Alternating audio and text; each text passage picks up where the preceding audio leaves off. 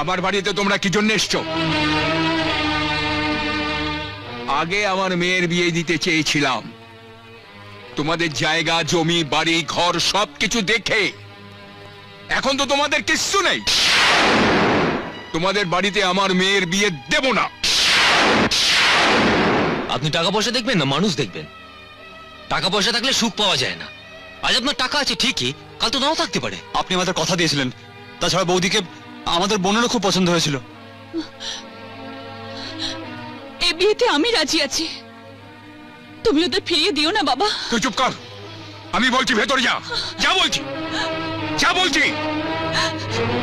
শোনো, তখন আমি কথা দিয়েছিলাম, এখন আমি কথা ফিরিয়ে নিচ্ছি। কোনো ধনীর ছেলে ছাড়া আমার মেয়ের বিয়ে আমি কিছুতেই দেব না। এই কথাটা তোমাদের দাদাকে গিয়ে বলো।